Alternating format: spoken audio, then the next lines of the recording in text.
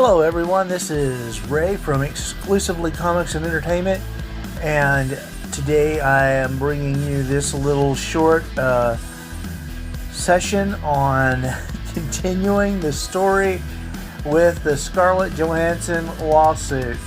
That's right, there is more drama in the world of the lawsuit, as there probably will continue to be more and more drama as it all unfolds.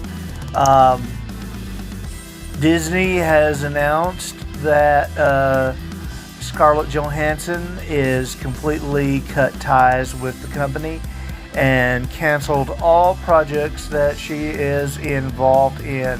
This is from Wow News today.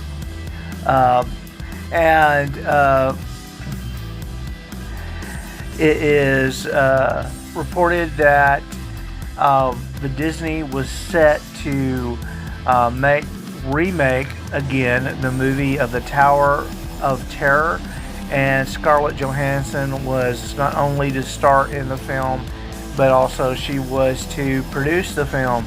And it was previously a remake from the 1997 version with Steve Guttenberg and Kristen Dunst, and no doubt it would have had a different twist on the movie, but it would have been, I suppose, after Scarlett Johansson left the Marvel Universe, set her on a course to do some Disney films and work in conjunction with them and be one of their faces, and and just they have a lot of projects going on, folks, and just to get angry and sue them over simply something that is frivolous, that is out of their control in many ways, and really just them trying to recover some money off of the Black Widow movie, which they did not have to make in the first place. And because of the times and because of everything, they gave Scarlett Johansson $20 million, worked out something for her, and probably as a bonus they were going to start working with her more to for other roles that was going to be becoming available. And also she probably could have come back maybe for a reprisal role in the Marvel Cinematic Universe with the multiverse door and possibilities open. They have, but in fact they have cut all ties. And also another article, same publication here, is that that Disney is also seeking arbitration, as I predicted that they would seek arbitration for the lawsuit, which for arbitration most of the time favors the corporate structure and the corporation, and I do not know if inside the contract there's an arbitration clause, and they want to keep the matter, and what they want to do is have it go arbitration and settle with her, and then probably settle with her for an undisclosed amount so it wouldn't be public. But her lawyers are hell-bent on taking it to court and everything, and really trying to play Scarlett Johansson as the victim here, and I just don't believe that it is going to go over very well, because the box office and movies as we know it is pretty much over. We're going to see this weekend what the Free Guy is going to produce with Ryan Reynolds, but if The Rock can't really make any money at the box office, I'm going to tell you nobody can. And Fast 9 was Aberration. We're not looking at no billion-dollar movies anymore. We're looking at possibly just, if you make $100 million at the box office, you're doing well.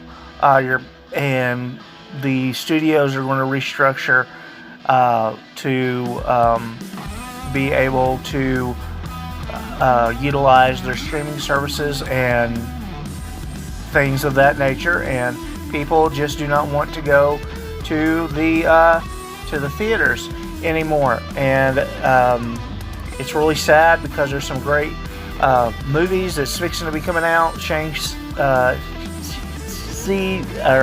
I am so sorry mispronouncing Shang-Chi, and the Legend of the Ten Rings is coming out September 3rd. Then we have the delays of Iron Man, not Iron Man, yeah, I wish there was another Iron Man, but of Spider-Man and of Venom have been delayed, and I imagine that I would not be surprised if they are not delayed and put on delay for a while. I would expect maybe Venom being released Halloween. That would be a good time to release that movie, if we're lucky, if it gets released. And I would not be surprised if it's after if it's next year sometime when Spider-Man is going to be released. It's just the way things are. And you know, I mean, you have to be able to work with these studios, and when they're going through these difficult times, and difficult times, I mean, they're not making their money back with the films that they're making. You know, just like with Suicide Squad, you know, as I have said, we probably will not see another Suicide Squad for a good long while, because Warner Brothers was out over $175 million to make the film, and it made $20 million in the American markets here. So that's not a good thing. So with everything going on, you know, I don't know if a judge is really going to settle with Scarlett Johansson. I hope that everything gets worked out and that everything is settled. It could be, you know, it's just a legal disagreement, and down the road they'll work together again. But Disney is making it pretty evident with what's going on that they've cut all ties and to Scarlett Johansson, and not only Disney. I would not be a bit surprised if this is not going to be industry-wide. Yes, we'll see Scarlett Johansson pop up in some films around, but nothing major. No major studios, I don't think, is going to sign her again. Is she wrong in doing this? I think it's really not her. I think it's the people around her, maybe, that's doing this. I think that they're very short-sighted. I mean, The Rock's got it all figured out. You know, produce movies with Disney, get paid, and then get to produce your own stuff. And that's the way that it works. And I'm sure that Disney would have worked something out with her and given her some more deals down the road.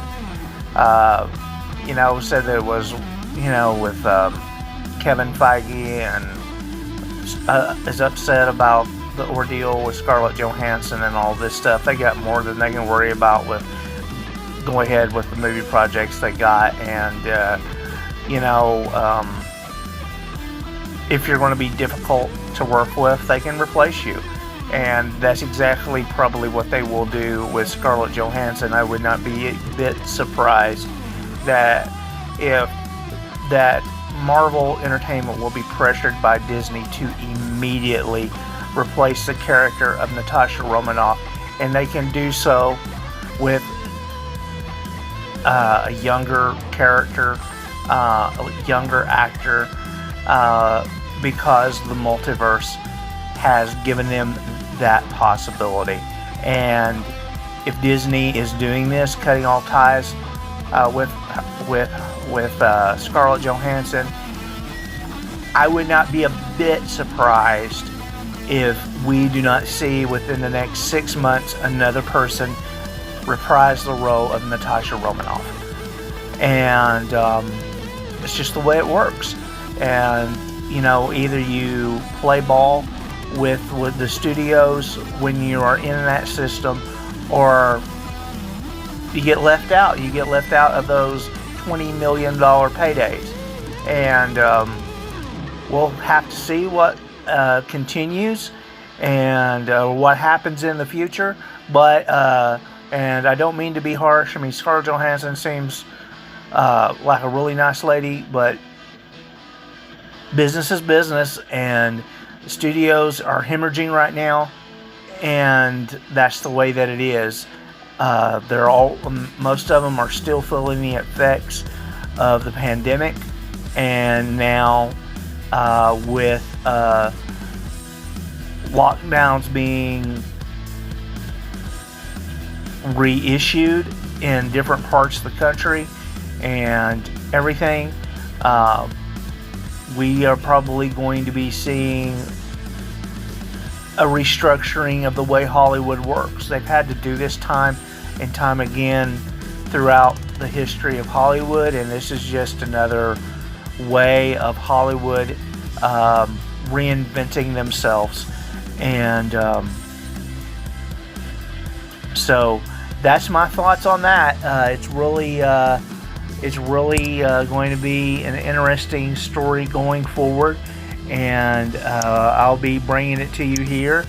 And I hope that you enjoyed this. Make sure you like, share, subscribe, and hit that notification bell. Help this channel grow.